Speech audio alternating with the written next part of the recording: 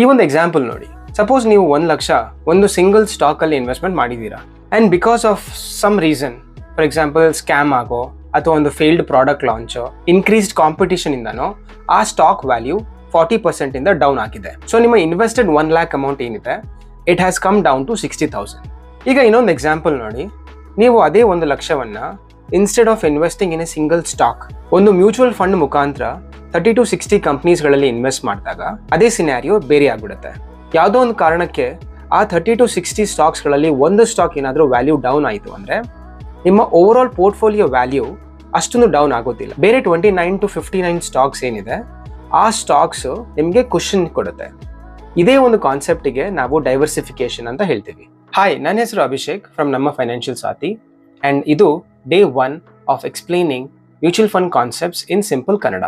ಇವತ್ತಿನ ವಿಡಿಯೋದಲ್ಲಿ ಡೈವರ್ಸಿಫಿಕೇಶನ್ ಬಗ್ಗೆ ಗೊತ್ತಿಲ್ಲದೆ ಇರೋ 3 ಕಾನ್ಸೆಪ್ಟ್ಸ್ ಅನ್ನ ಕಲಿಯೋಣ. ಟೈಪ್ಸ್ ಆಫ್ ಡೈವರ್ಸಿಫಿಕೇಶನ್ ಎಲ್ಲಿ ಯೂಸ್ ಆಗುತ್ತೆ ಅಂಡ್ ಎಲ್ಲಿ ಯೂಸ್ ಆಗೋದಿಲ್ಲ, and 3 golden rules of diversification ಅನ್ನ ಇನ್ ಡೆಪ್ತ್ ಆಗಿ ಕಲಿಯೋಣ.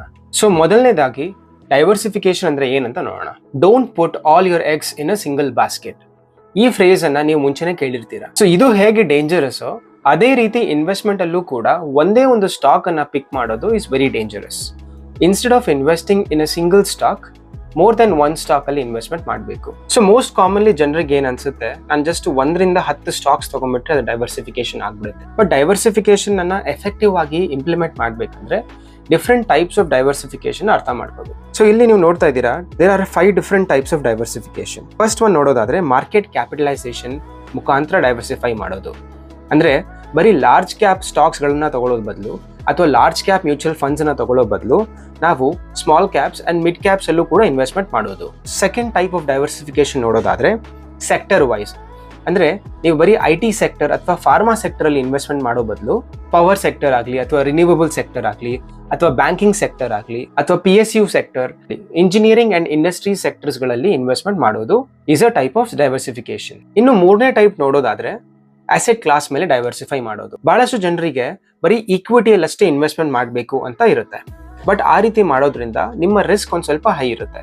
ಸೊ ನೀವು ಅಸೆಟ್ ಕ್ಲಾಸಸ್ ಮುಖಾಂತರ ಡೈವರ್ಸಿಫೈ ಮಾಡೋದಾಗ ನಿಮ್ಮ ಇನ್ವೆಸ್ಟ್ಮೆಂಟ್ ಈಕ್ವಿಟಿ ಅಂದ್ರೆ ಸ್ಟಾಕ್ಸ್ಗಳಲ್ಲಿ ಇನ್ವೆಸ್ಟ್ಮೆಂಟ್ ಮಾಡೋದಷ್ಟೇ ಅಲ್ಲದೆ ಡೆಟ್ ಟೈಪಲ್ಲೂ ಇನ್ವೆಸ್ಟ್ಮೆಂಟ್ ಮಾಡುತ್ತೆ. ಅಂದರೆ ಬಾಂಡ್ಸ್ ಆಯಿತು, ಫಾರ್ ಎಕ್ಸಾಂಪಲ್ ಕಾರ್ಪೊರೇಟ್ ಬಾಂಡ್ಸ್ ಅಥವಾ ಗವರ್ಮೆಂಟ್ ಬಾಂಡ್ಸ್ ಅಥವಾ ಡೆಟ್ ಬೇಸ್ಡ್ ಇನ್ಸ್ಟ್ರೂಮೆಂಟ್ಸ್ ಏನಿದೆ ಅದರಲ್ಲೂ ಕೂಡ ಇನ್ವೆಸ್ಟ್ಮೆಂಟ್ ಆಗುತ್ತೆ. ಆ್ಯಂಡ್ ಅದಲ್ಲದೆ ನೀವು ಗೋಲ್ಡಲ್ಲೂ ಕೂಡ ಇನ್ವೆಸ್ಟ್ಮೆಂಟ್ ಮಾಡಬಹುದು. ಸೊ ಈ ರೀತಿ 3 ಡಿಫ್ರೆಂಟ್ ಅಸೆಟ್ ಕ್ಲಾಸಸ್ ಅಲ್ಲಿ ಇನ್ವೆಸ್ಟ್ಮೆಂಟ್ ಮಾಡಿದಾಗ ನಿಮ್ಮ ಓವರ್ ಆಲ್ ಪೋರ್ಟ್ಫೋಲಿಯೋ ರಿಸ್ಕ್ ಏನಿದೆ ಅದು ಕಮ್ಮಿ ಆಗುತ್ತೆ. ಸೊ ಇನ್ನೊಂದು ಟೈಪ್ ಆಫ್ ಡೈವರ್ಸಿಫಿಕೇಶನ್ ಅಂದ್ರೆ ಟೈಮ್ ಬೇಸ್ಡ್. ಅಂದ್ರೆ ಒಂದೇ ಸಲ ಲಂಸಮ್ ಇನ್ವೆಸ್ಟ್ಮೆಂಟ್ ಮಾಡೋ